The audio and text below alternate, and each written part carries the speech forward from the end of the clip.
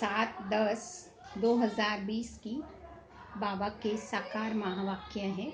आज की वाणी में बाबा ने बताया है, मीठे बच्चे आत्म अभिमानी होकर के बैठो, अंदर गोटते रहो मैं आत्मा हूँ, देही अभिमानी बनो, सच्चा चार्ट रखो तो समझदार बनते जाएंगे और बहुत फायदा होगा।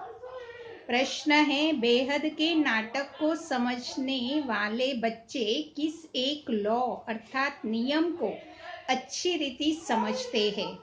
बाबा ने कहा है, यह अविनाशी नाटक है।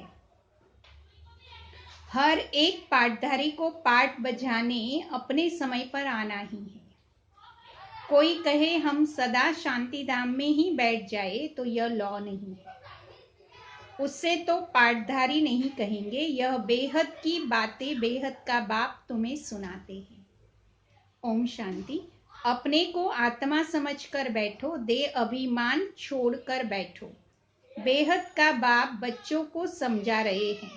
समझाया भी उनको जाता है जो बेसमझ होते हैं। आत्मा समझती है कि बाप सच कहते हैं। हम आत्मा बेसमझ बन गई है।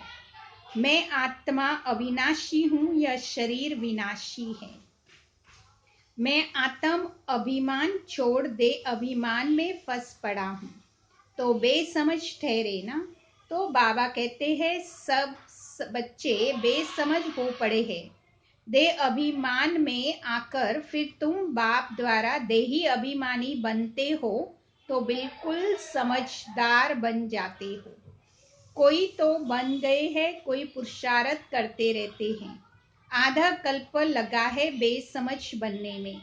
इस अंतिम जन्म में फिर समझदार बनना है। आधा कल्प से बेसमझ होते होते 100% बेसमझ बन जाते हैं। दे अभिमान में आकर ड्रामा प्लान अनुसार तुम गिरते आए हो। अभी तुमको समझ मिली है, फिर भी पुरुषार्थ बहुत करना है, क्योंकि बच्चों में देवी गुण भी चाहिए। बच्चे जानते हैं हम सर्वगुण संपन्न 16 कला संपूर्ण थे, फिर इस समय निर्गुण बन पड़े हैं। कोई भी गुण नहीं रहा है।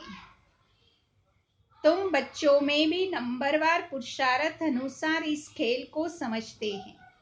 समझते समझते भी कितने वर्ष गए हैं, फिर भी जो नए हैं वह अच्छे समझदार बनते जाते हैं। औरों को भी बनाने का पुरुषार्थ करते हैं। कोई ने तो बिल्कुल नहीं समझा है, बेसमझ की बेसमझ ही है। तो बाबा आए हैं समझदार बनाने। बच्चे समझते हैं माया के कारण हम बेसमझ बने हैं।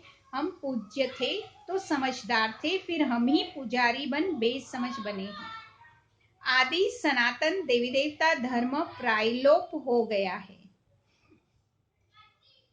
इनका दुनिया में किसी को पता नहीं है कि यह लक्ष्मी नारायण कितने समझदार थे। जानते ही नहीं है। राज्य करते थे। बाप कहते हैं तत्तत्वम, तुम भी अपने लिए ऐसे समझो। यह बहुत बहुत समझने की बातें हैं। सिवाय बाबा के कोई समझा न सके। अभी महसूस होता है बाप ही ऊंचे ते ऊंच, समझदार ते समझदार होगा ना।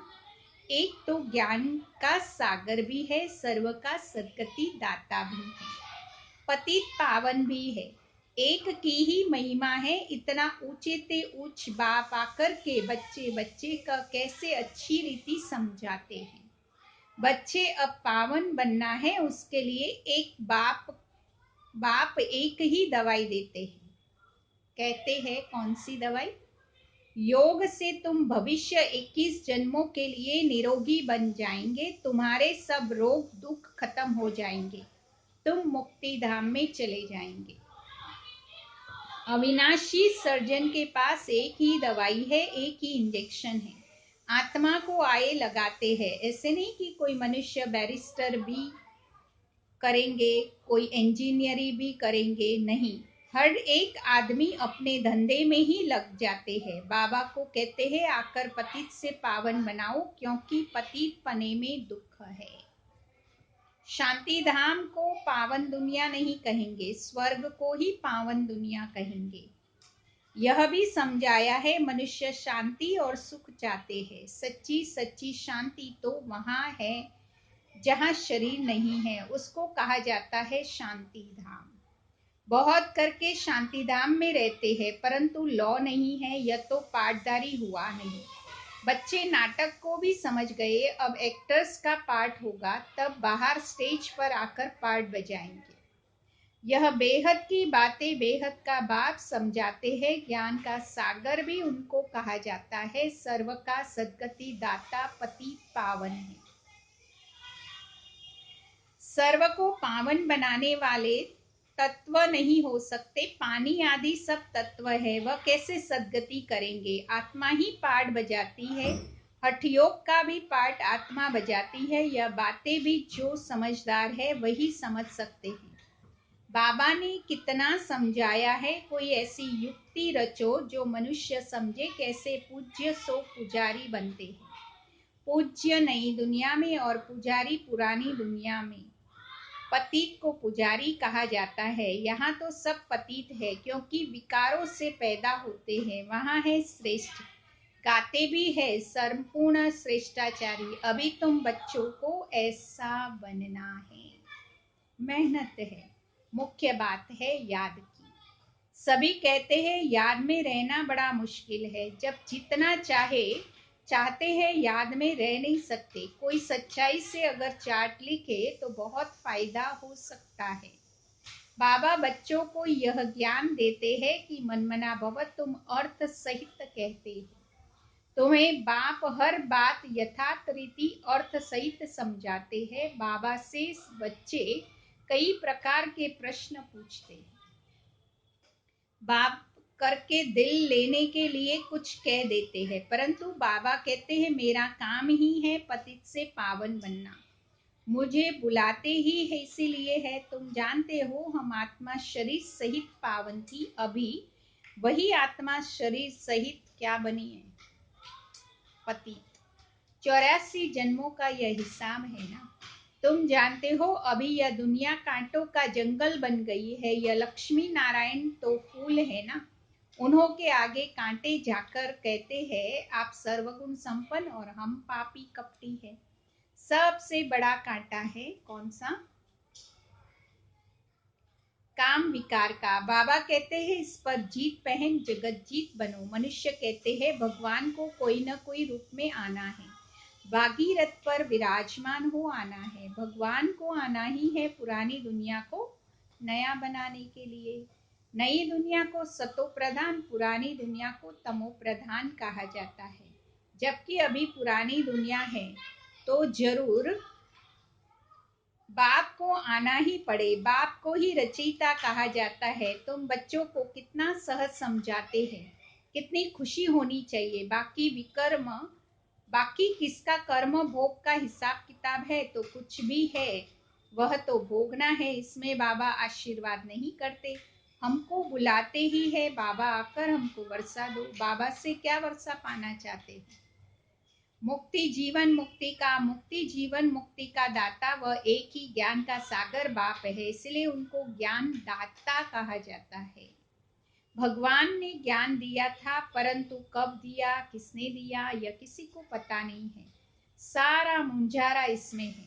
किसी को ज्ञान दिया यह भी किसको पता नहीं है। अभी यह ब्रह्मा बैठे हैं, इनको मालूम पड़ा कि हम सो नारायण था, फिर 84 जन्म भोग, यह है नंबर 1 में।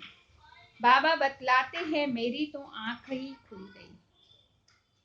तुम भी कहेंगे हमारी तो आंखें ही खुल गई है। तीसरा नेत्र खुलता है ना, तो तुम कहेंगे हमको बाबा का सृष्टि चक्र का पूरा ज्ञान मिल गया है। मैं जो हूँ जैसा हूँ, मेरी आंखें खुल गई। कितना वंडर है। हम आत्मा फर्स्ट है और फिर हम अपने को देह समझ बैठे हैं। आत्मा कहती हम एक शरीर छोड़ दूसरा लेती हूँ, फिर भी हम अपने को आत्मा भूल दे अभिमानी बन जाते हैं। इसलिए अब तुमको पहले पहले यह समझ देता हूं कि अपने को आत्मा समझ बैठो। अंदर में यह गोटते रहो मैं आत्मा हूं। आत्मा न समझने से बाप को भूल जाते हैं, फील करते हैं, बरोबर हम घड़ी घड़ी दे अभिमान में आ जाते हैं। मेहनत करनी है, यहाँ बैठे हो तो आत्म अभिमानी होकर बैठो। बाबा कहते हैं हम तुम बच्चों को राजाई देने आए हैं, आधा कल्प तुमने हमको याद किया। कोई बात सामने आती है तो कहते ना हाय राम, परंतु ईश्वर व राम कौन है यह किसी को पता नहीं है, सिर्फ बोलते हैं। तुमको सिद्ध करना है ज्ञान का सागर पतित पावन सर्व का सद्गति दाता त्रिमूर्ति परम पिता शिव परमात्मा है। ब्रह्मा विष्णु शंकर तीनों का जन्म इकट्ठा है, सिर्फ शिव जयंती नहीं है परंतु त्रिमूर्ति शिव जयंती है।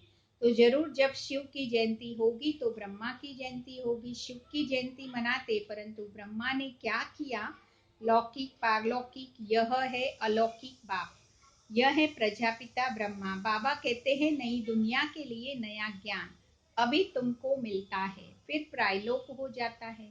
जिसको बाप रचता रचना का ज्ञान नहीं है, जिनको बाप और रचता और रचना का ज्ञान नहीं है तो वो क्या हुए, अज्ञानी ठहरे। अज्ञान नींद में सोए पड़े हैं, ज्ञान से है दिन, भक्ति से है रात। शिवरात्रि का अर्थ भी नहीं जानते, इसलिए उनकी हॉलीडे भी उड़ा दी है। अभी तुम जानते हो बाप आते ही है सबकी ज्योति को जगाने। तुम यह बत्तियां आदि जगाएंगे तो समझेंगे इनका कोई बड़ा दिन है। अब तुम जानते हो अर्थ सहित, वो लोग थोड़ी समझेंगे, तुम्हारे भाषण से पूरा समझ नहीं सकते। अभी सारे विश्व पर रावण का राज्य है, यहाँ तो मनुष्य कितने दुखी है, रिद्धि सिद्धि वाले बहुत तंग करते हैं। अखबारों में भी पढ़ता है इनमें इविल सोल है, बहुत दुख देते हैं। बाबा कहते हैं इन बातों से तुम्हारा कोई कनेक्शन नहीं है। बाबा तो सीधी बात बताते हैं, बच्चे तुम मुझे याद करो तो तुम पावन बन जाएंगे, तुम्हारे सब दुख दूर हो जाएंगे। अच्छा मीठे मीठे सिकी लदे बच्चों प्रति माता पिता बाप दादा का याद प्यार और गुड मॉर्निंग। रूहानी बाप की रूहानी बच्चों को नमस्ते। हम रूहानी बच्चों की रूहानी बाप दादा को याद प्यार गुड मॉर्निंग और नमस्ते। बाबा नमस्ते, सदा रहो मुस्कुराते। धारणा के लिए सारे यथार्थ रीति बाप को याद करने व आत्म अभिमानी बनने की मेहनत करनी है। सच्चाई से अपना चार्ट रखना है, इसमें ही बहुत बहुत फायदा है। सेकेंड पॉइंट है सबसे बड़ा दुख देने वाला कांटा काम विकार है, इस पर योग बल से विजय प्राप्त कर पतित से पावन बनना है। बाकी किन्हीं भी बातों से तुम्हारा कनेक्शन नहीं है। वरदान है विघ्न प्रूफ चमकीली फरिश्ता देश धारण करने वाले सदा विघ्न विनाशक भव। स्व के प्रति और सर्व के प्रति सदा विघ्न विनाशक बनने के लिए क्वेश्चन मार्क को विदाई देना और फुल स्टॉप द्वारा सर्व शक्तियों का फुल स्टॉप करना। सदा विघ्न प्रूफ चमकीली फरिश्ता ड्रेस पहनकर रखना, मिट्टी की ड्रेस नहीं पहनना। साथ साथ सर्व गुणों के गहनों से सजे रहना। सदा अष्ट शक्तियां शस्त्रधारी संपन्न मूर्ति बनकर रहना और कमल पुष्प के आसन पर अपने श्रेष्ठ जीवन के पांव रखना।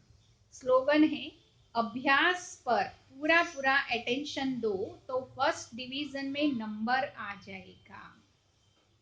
ये थी आज की बाबा की प्यारी मुरली। अभी हम सुनेंगे मातेश्वरी जी के अनमोल महावाक्य। यह ईश्वरीय नॉलेज सर्व मनुष्य आत्माओं के लिए है। पहले पहले तो अपने को एक मुख्य पॉइंट ख्याल में अवश्य रखनी है। जब इस सृष्टि रूपी जाड़ का बीज रूप परमात्मा है तो उस परमात्मा द्वारा जो नॉलेज प्राप्त हो रही है वह सब मनुष्यों के लिए जरूरी है। सभी धर्म वालों को यह नॉलेज लेने का अधिकार है।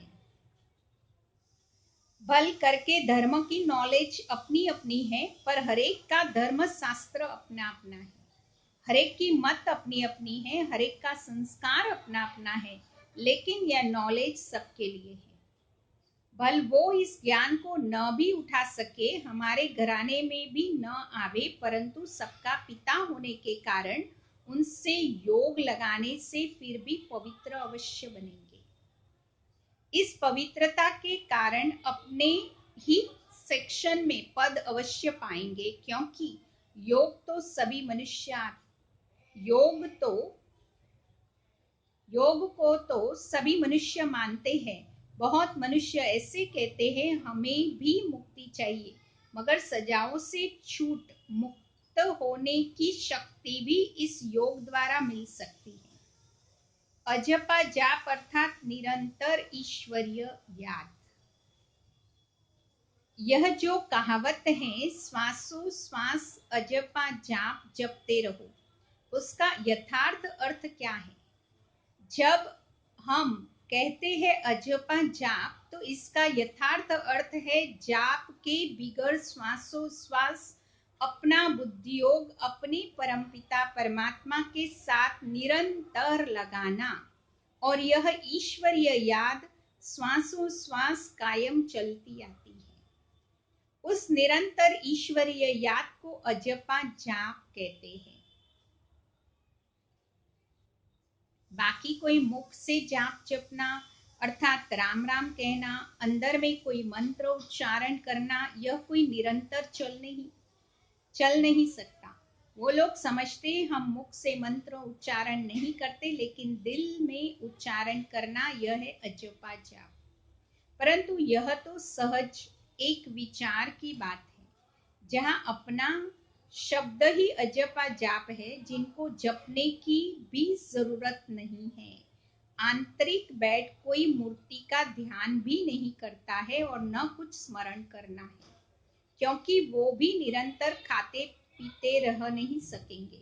लेकिन हम जो ईश्वरीय याद करते हैं वही निरंतर चल सकती है, क्योंकि यह बहुत सहज है। जैसे समझो बच्चा है, अपने बाप को याद करता है, तो उसी समय बाप का फोटो सामने नहीं लाना पड़ता है, लेकिन मनसा वाचा कर्मणा बाप के सारे ऑक्यूपेशन एक्टिविटी गुणों सहित याद आता है। बस वह याद आने से बच्चे की भी वो एक्ट चलती है, तब ही सन सोज फादर कहेंगे।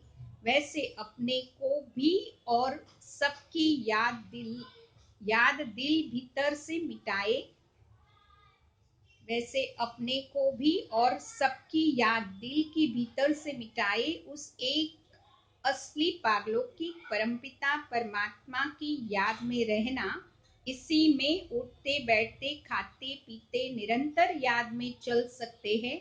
उस याद से ही कर्मातीत बनते हैं, तो इस नेचुरल याद को ही अजपा जाप कहते हैं। अच्छा, ओम शांति। ये थी मातेश्वरी जी के महावाक्य। अभी हम 2 मिनट बाबा को याद करेंगे।